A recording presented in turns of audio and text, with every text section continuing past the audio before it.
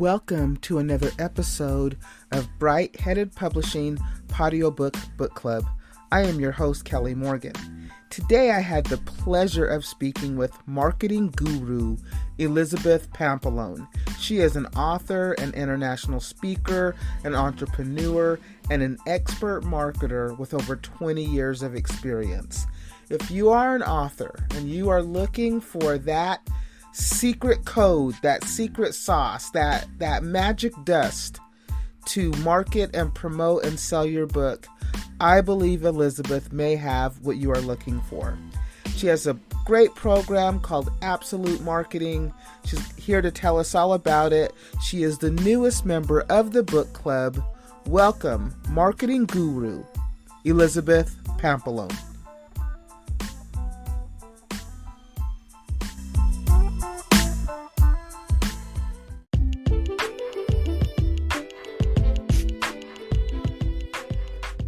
Elizabeth, thank you so much for being here with me today, being on the podcast, and being the newest member to the book club.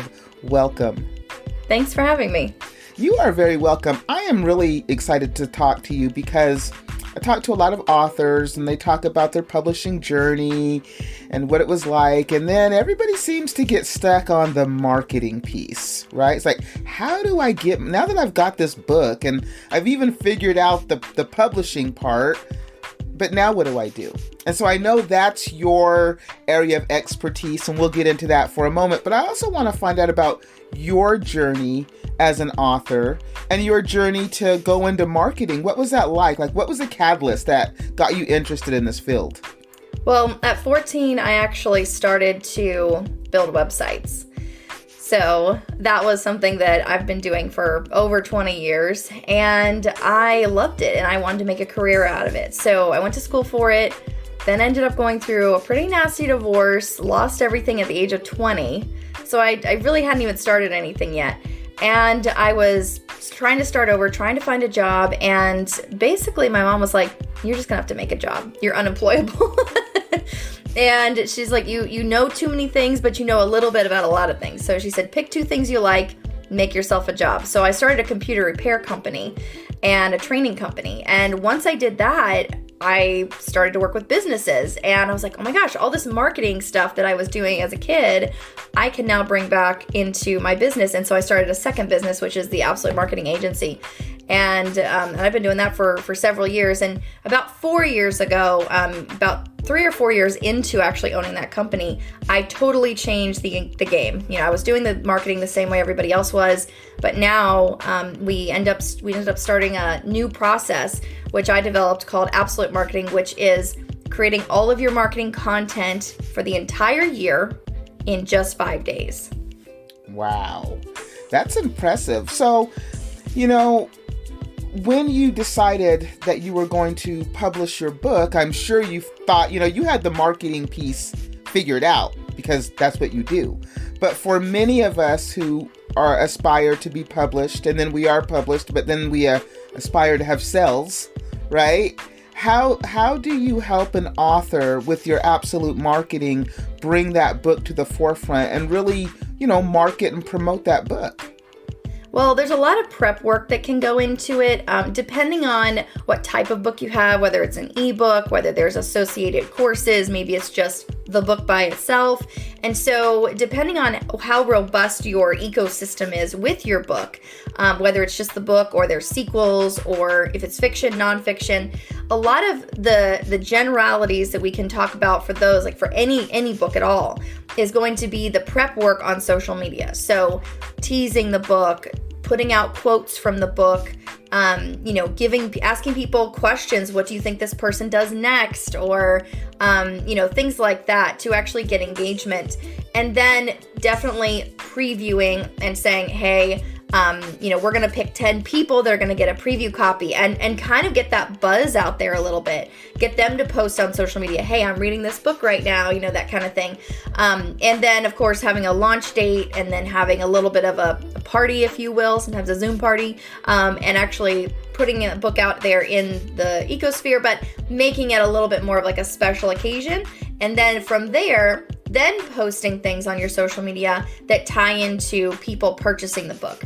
So if you're doing pre-orders, you can do that ahead of time, but if you're not, you can definitely, every post you put out doesn't necessarily need to link to the book, but it needs to be in relation to the book, depending on if it's your only thing. But if it's not your only thing, maybe you have a business as well, or you have courses you're selling as well, then you would want to make sure you mix those up in a better way, whether you have like more of a balance. But if it's your book is your only thing, then you got to just basically sell that book every single time you post. And there's ways to sell without being salesy. And I think that quotes from the book, sharing people's stories of what they thought of the book or how the book helped them, or how they, I was reading this series and now I'm reading this one because it's so much better, whatever that is. Getting people's stories is going to be helpful. Posting those reviews once you start getting them in. Asking people for reviews. So there's lots of things you can post around your book, whether it's your only piece or whether it's part of like an ecosystem. In marketing, I know that I hear the term, building your brand, build your brand.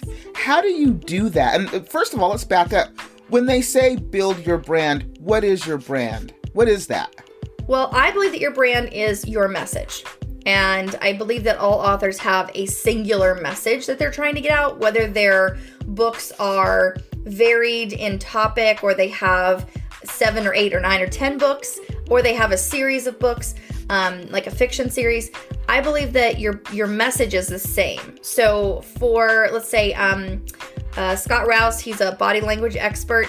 All of his books and his partner Greg, all their books, they have like 20 books between them. They're all on body language and all on basically like interrogation tactics. And so they have this same message.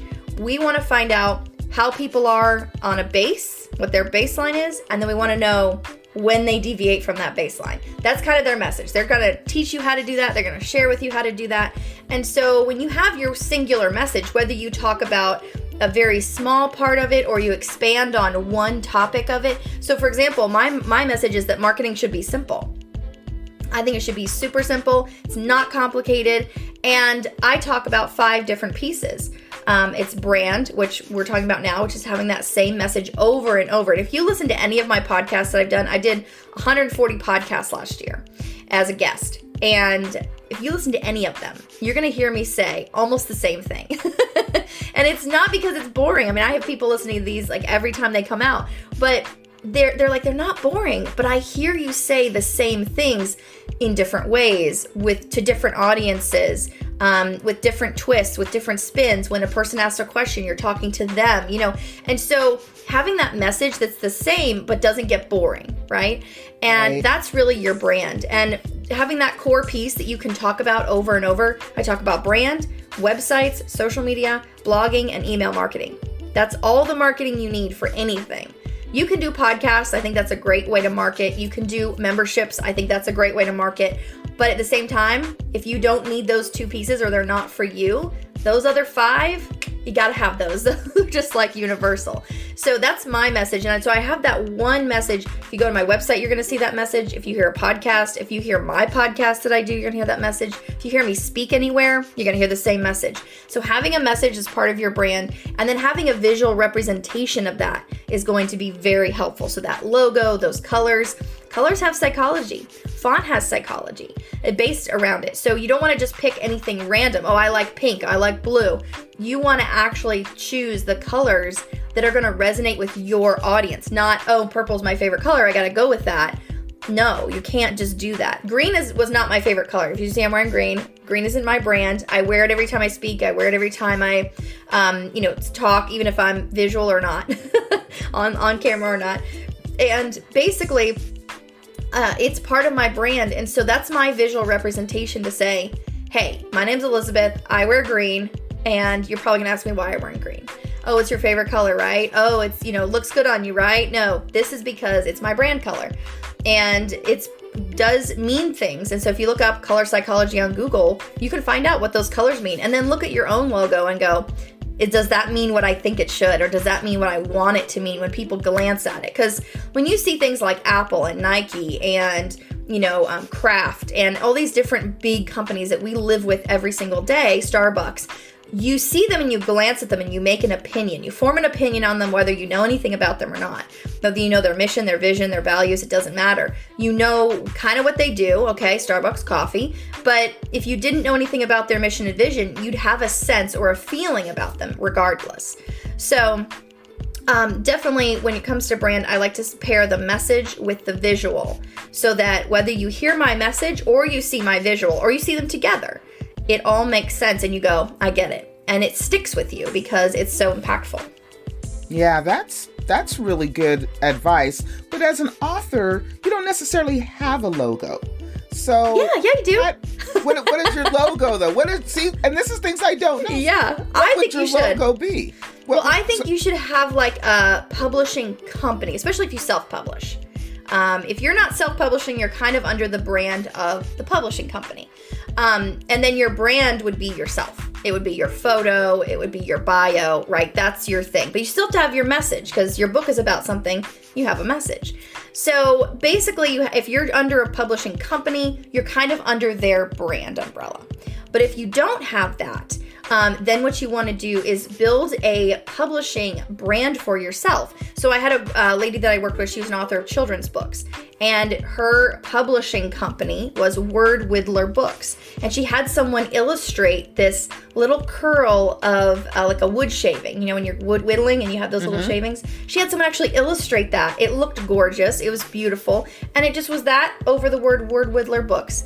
And it was her publishing company so that no matter what she did, whether she wrote a children's book, an adult book, her biography, it all fell under Word Whittler Books. So I thought that was really great for her to establish that brand and then use that as her main messaging. Word Whittler Books had a message behind them that they were for everyone, that they were to educate, they were to inspire. And so her message with Word Whittler Books, anything she did under that, the book itself didn't matter so much at that moment. It was that it was a Word Whittler book, and that Word Whittler book had a message. So that's why I think you should definitely have like a publishing company that you make that is a branded company. Then the books will be themselves a brand, but they'll all kind of fall under that umbrella. And that's really smart. So how, I hear authors saying, I'm on social media, right? I tweet or whatever I do to get my book out there. But how do I know that I'm reaching my audience? Because social media is vast and big and large. And sometimes it can feel like you're posting away and you're not getting any results from that. So what do you do about that? So with that, I would say that's not your only piece of marketing. Your marketing should be inclusive of all the 5 things I mentioned. You should have a brand. So you should have your publishing brand, and your book should be branded. I mean, it has its own style, its own feel, its own message, right? Its own singular message. So you have this brand, right? Then you have a website. Whether you use your publishing website or you have a website for each book, that's up to you. But you need to have a website because that's where people go to, that's like home base, right? That's where they kind of all land and filter to. And that's where you can really explain things. You can talk about more about the author. You can show up, say, hey, book us for speaking. Book a book signing, ask us for book study questions. I don't know, whatever. You can put book study questions on. You can have all of that info that you would want to share, maybe new information about new books coming out. All of that can be in one place. If you start putting that on the social media, and I do believe you should use social media, but if you start putting all that out on social, 6 months from now, you put out this great post about these book questions and you put a link, and then 6 months later, someone's looking for that and they don't find it. It's on social media. It's buried way down in the list, right? But if it was on your website and you were constantly referring to it on social media, then people would find it because it's on your website, that I can find it through a search on Google, and I can also find it if I'm scrolling through social media and I see, oh, they just posted these questions, even though you've posted them 10 times in a year, because you want to keep posting them, you want to keep sharing them. So having that home base is really good. Then using social media to refer back. I believe the only reason we use social media is to actually put people to our website. So if you're not doing that and you're just posting, you're not going to get as much traction as if you're posting and having a purpose for, hey, go read this blog I wrote. Hey, go check out these questions. Hey, go check out the book. Go buy it right now. You can go click on my website. Even if it's on Amazon, I want to go to your website first so I get that feel, that sense of who you are, what you're about. Maybe I want to click around a little more and then I click buy, because I'm not just going to go buying it, done. I'm sold. I need to know about it. I need to kind of find out what that message is and be kind of immersed in that message through your website. I don't get that through Facebook or Instagram. I don't get that through Amazon, certainly. The only reason I use Amazon is if I've already been told about a book and I've been sold on it already. But I wouldn't just be sold on it from a Facebook post, right? Or an Instagram post. I would want to know more. And I feel like Amazon doesn't give you that experience, so you can build your own customer experience on your website. Then you take, and this is a 20% spread, right? So 20% goes to your brand, 20% goes to your website, and maybe a little more to your website, but then 20% goes to your social media. So it's not your be all end all. And then 20% goes into blogging. Taking the questions that people have about your industry, your book, your topic, and writing about it in a general sense, not about your book specifically, not putting up chapters, but actually saying, hey, you know what? A lot of people have a question about why they need to have, for example, this is my favorite book, Profit First. Why do I need to have a budget? Okay, well, budget's a dirty word, and Profit First doesn't use it, but technically it's a budget book, right? So you can talk about, hey, why is budget a dirty word? That's not in your book, but it might be something that people would be looking for, and it leads them to your book. And you can also share that out on social media. You can also share that to your email list. And your email list is going to be another great funnel for people to share that. They're going to read more about it. They're going to have it sit in their inbox for a while and then click on it and go, yeah, I got that a couple days ago. I should probably look into that. And it's going to be a different type of audience. But if you don't know who your book is for, all those 5 pieces I just told you about, brand, website, social, blogging, and email marketing, they're not going to do anything for you. You're going to fall flat every single time because there's no reason to put it out. You don't know who you're talking to, so you can't actually speak to them. So for example, if I went up to a little kid and I was like, so quantum physics, what do you think about the space-time continuum? The 5-year-old would be like, I don't know. So they would be like, whatever, I don't know what you're talking about, lady. But if I went up to, Stephen Hawking, God rest his soul, like, if I went to him and I was like, hey, I want to talk to you about the time-space continuum, he'd be like, great, let's talk about this, or Albert Einstein, he'd be like, all right, let's talk about EMC squared. So I need to know the audience I'm talking to if I want to have the conversation. And so if you don't know who your book is for, and if you say everyone, you're wrong. Your book is for someone. You wrote it for a reason. Whether it was because you wanted to bring light to a subject, whether it was because you went through this experience and now you're sharing with others, or you wrote a fiction book because, you know what, there were no fiction books about XYZ. I wanted to make sure there was that place represented.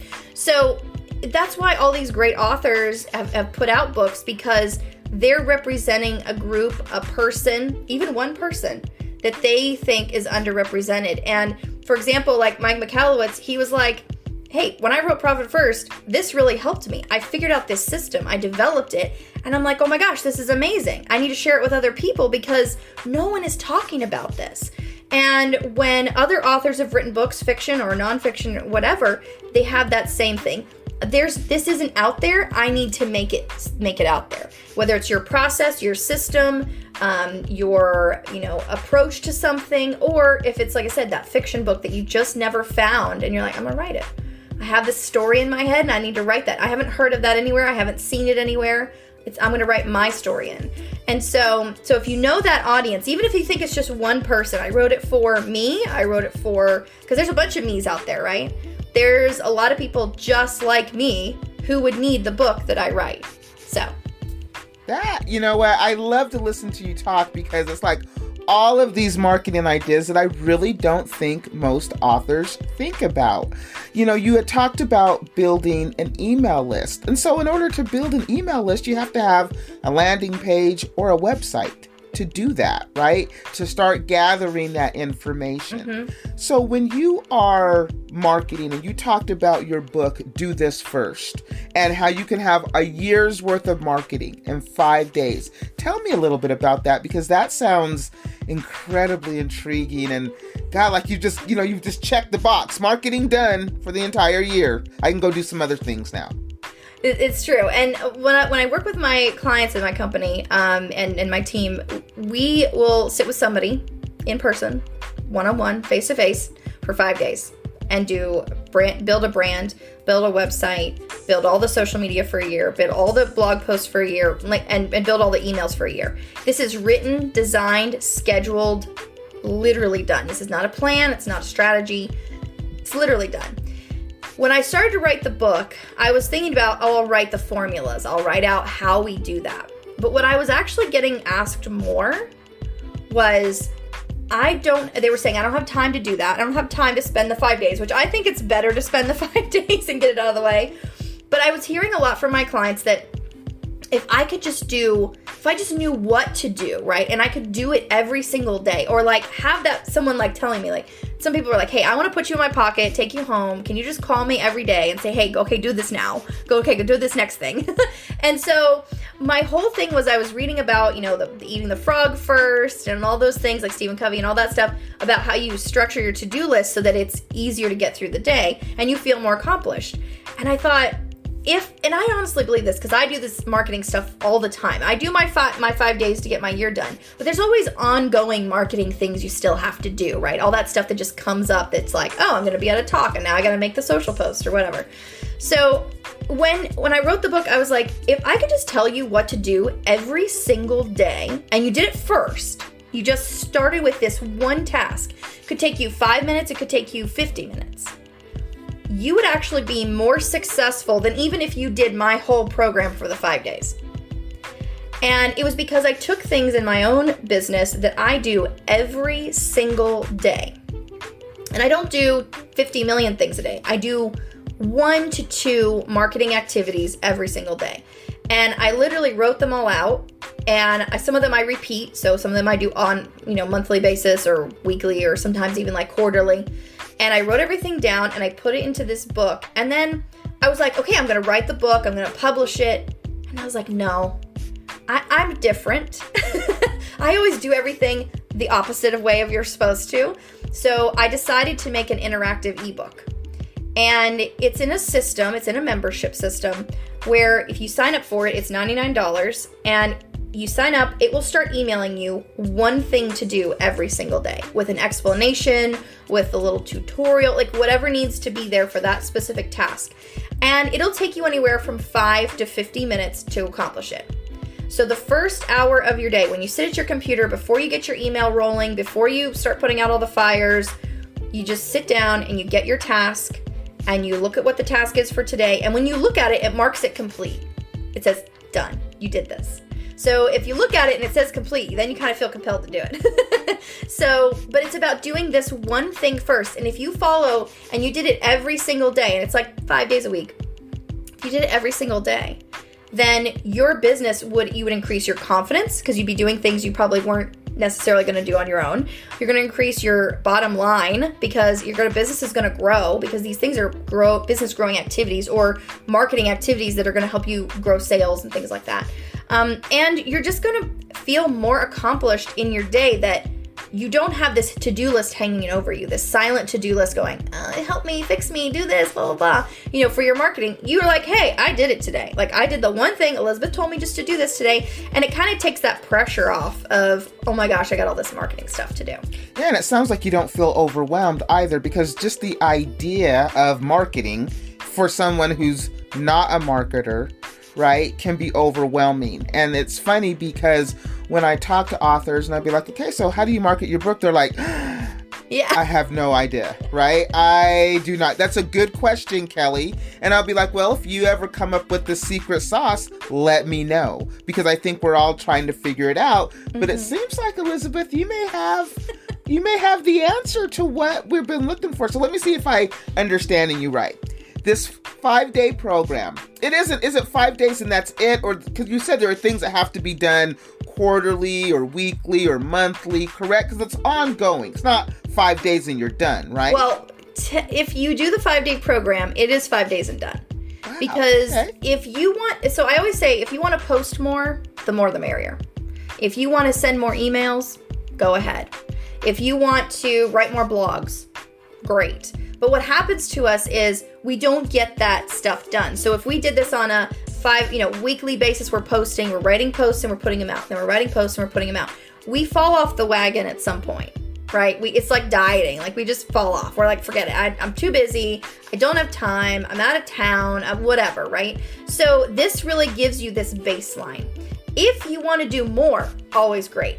But there's other marketing activities that you could be doing that we can't do in the 5 days. And that's what the book is for. It's kind of that supplemental piece. Or if you don't get to do the 5 days at all, and you just did this, you'd still be ahead, right? You'd still be ahead. So the book is really a twofold piece. So if you've done the 5 days, you're pretty much good. But if you add the book, you're golden. You don't have to do anything extra other than the 5 days in the book, and you're good. Like one thing a day. But if you just did the book, you'd still be ahead even if you never did the 5 days, because there are things that I have in the book like applying for podcasts. You still have to apply to be on them. You can't just sit there and be like, all right, somebody put me on a podcast, right? You have to do the applications, and that takes time and effort and energy. And so I have things in the book like write your pitch today, write your podcast pitch. Don't apply to anything. Just write the pitch. Here's the things you need. Here's an example. Here's what you should have in it. And then maybe a few days later, I say, go out and apply for 5 podcasts. And here's some resources where you can get that. So it's definitely, little tiny things that kind of like that drip, drip, drip that eventually, make that Grand Canyon and that amazing thing. So that sounds great. So the 5-day course is $99. And that's a membership? Is that how? So explain to me how it works, because I want to make sure that the listeners are understanding, because I'm thinking, this might be something that Kelly does. So keep talking. Yeah, so the 5-day course, it's actually a one-on-one session with me. That's on my website. All the pricing is there if you want to look at that. It's a little more expensive than $99. But I do have courses on each of the days in my membership system.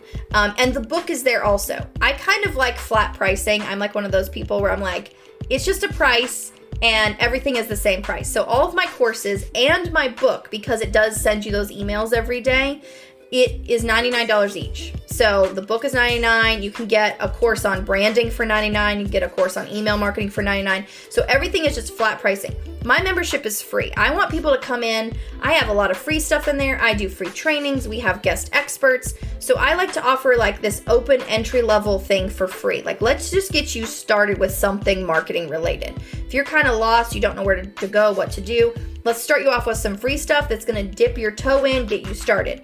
Then if you want to move on to the courses, again, those are just $99 each. They're all listed there. They have little previews. You can kind of check them out. And I'm also in there as well. So if you can ask me any questions, then I can tell you whatever you need to know as well if you have questions. Or if you have a marketing question, I answer those as well. And then I have the one-on-one day sessions where we work. Some people do 2 days, some people do 5 days. I like the 5-day sessions because you know that you're getting everything done. You know you're getting it all off your plate.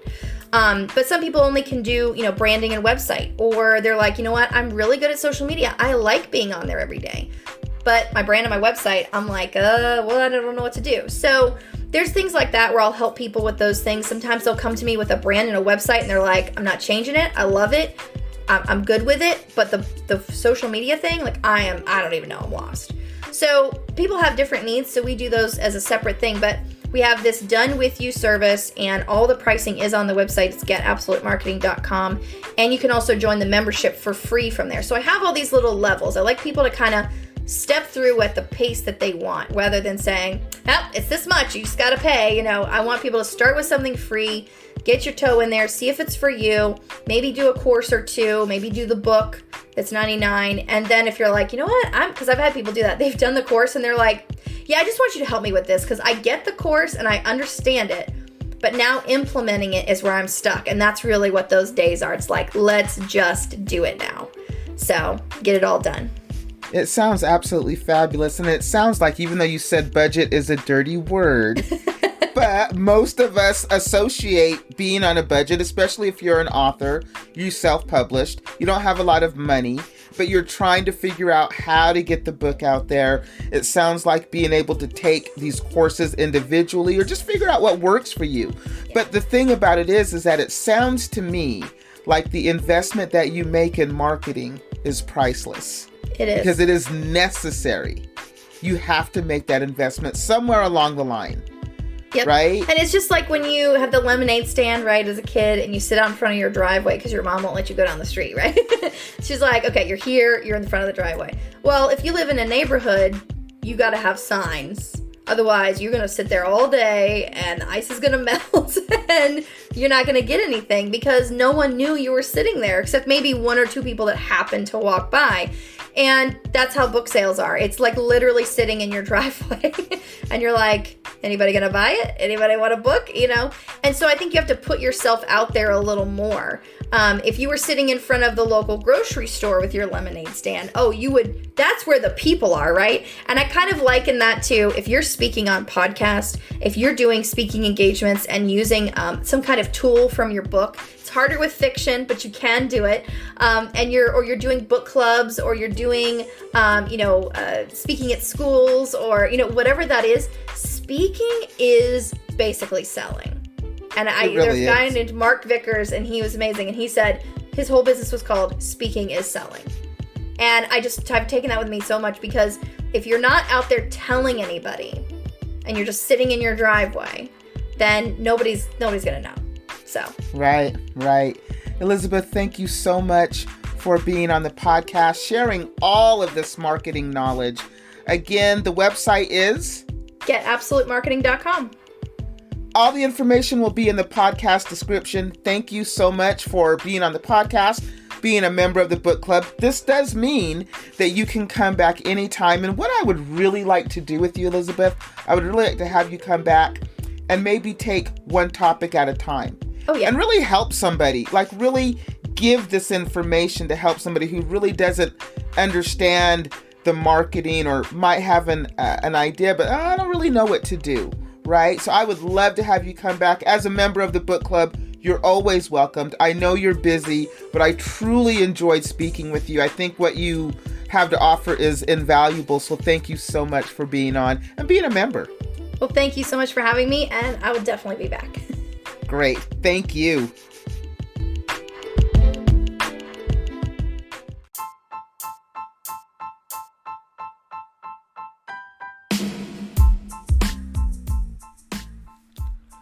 Thank you so much for listening to another episode of Bright Headed Publishing Audiobook Book Club. I have been your host, Kelly Morgan. I just wrapped up with marketing guru Elizabeth Pampalone. She had a lot of information and a lot of great ideas on ways to market, promote, and sell your book. She has a great program. You can check out her website. All the information's in the podcast description. Next week, another author, a new member to our book club. Thank you so much for listening, and until then, keep writing.